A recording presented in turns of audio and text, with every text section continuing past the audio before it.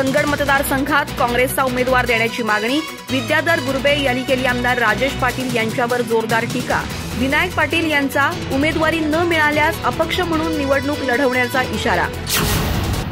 निस्वार्थी कार्यकर्त्यांच्या जीवावर माझं राजकारण सुरू असून राजकारणात अनेकदा आमची उपेक्षाच झाली आहे, असं मत प्रदेश कार्यकारिणी सदस्य गोपाळराव पाटील यांनी व्यक्त केलं. काँग्रेस कार्यकर्त्यांनी चंदगड मतदारसंघात आपलं स्थान मजबूत केलं असून आगामी निवडणुकीत काँग्रेसचाच उमेदवार असावा, अशी मागणी त्यांनी काँग्रेस संवाद मेळाव्यात केली. चंदगड विधानसभा मतदारसंघाची स्थापना 2009 साली झाली. 2019 साली माजी आमदार संध्याताई कुपेकर निवडणूक लढायला तयार नसल्यानं राष्ट्रवादी काँग्रेसकडे उमेदवार नव्हता.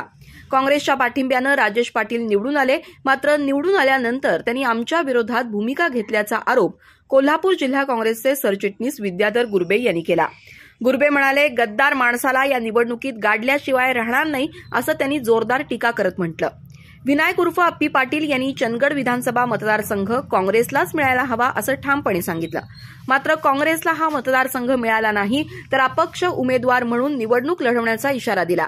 कार्यक्रमात सोमगोंडा अरबोळे, अंजना रेडेकर, एम.जे. पाटील, किसनराव कुराडे, विलास पाटील, बसवंत अडकुरकर आणि अन्य मान्यवरांनीही आपली मतं मांडली. आभार काँग्रेस युवक तालुका अध्यक्ष संदीप नांदवडेकर यांनी मानले.